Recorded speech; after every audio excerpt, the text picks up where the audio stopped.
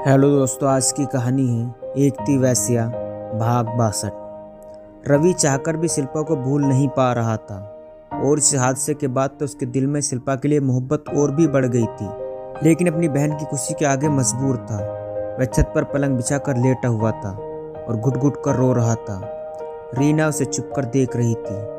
आखिर वह भी उसकी बड़ी बहन थी। वह अपने भाई को इतना बेबस पहली बार देख रही थी। रीना ने दिल ही दिल एक फैसला किया और रवि के पास आ गई। रीना, कैसे हो रवि? यहाँ छत पर अकेले क्यों पड़े हुए हो?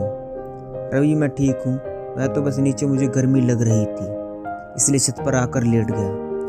और सुना शादी की तैयारियाँ कैसी चल रही हैं? रीना, मैं तुमसे कुछ कहना चाहती हूँ। रवि, मैं शादी नहीं कर सकती। रवि, लेकिन क्यों दीदी? रीना, रवि, मैं तुम्हारी बड़ी बहन हूँ। मेरे लिए अपनी खुशी से ज़्यादा तुम्हारी खुशी अजीज़ है।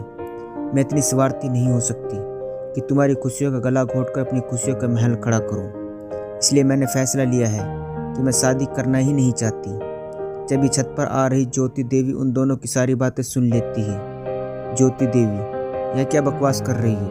दिमाग तो ठिकाने। पहले तेरा पगला गई हो क्या? ना अप्सरा बोल रही हो। रीना, जी माँ, सच में पगला गई थी मैं, जो इस शादी के लिए तैयार हो गई। मेरी वजह से मेरे भाई ने बहुत दर्द सह लिया, बस अब और नहीं। मैं खुद रवि की शादी शिल्पा से कराऊंगी। रवि, नहीं दीदी, आपकी शादी विकास से ही होगी और मेरी शादी सालू से ही होगी। इस सब में ही हम सबकी बेहतराई है। रीना, लेकिन भाई मैं ये सब।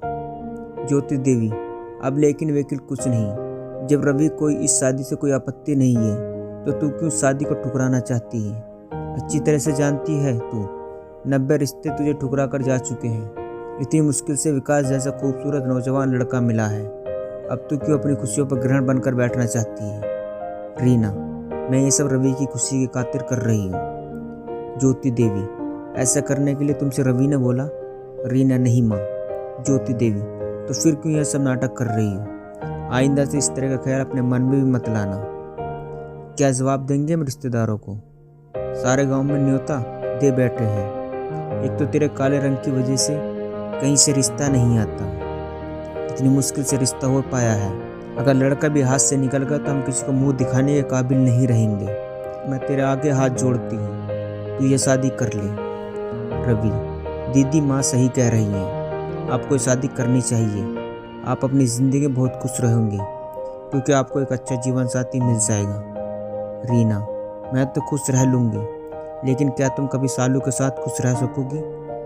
मेरे भाई, मैं अच्छी तरह से जानती हूँ तेरा दिल सिर्फ शिल्पा के लिए धड़कता है और शिल्पा का दिल सिर्फ तेरे लिए धड़कता है।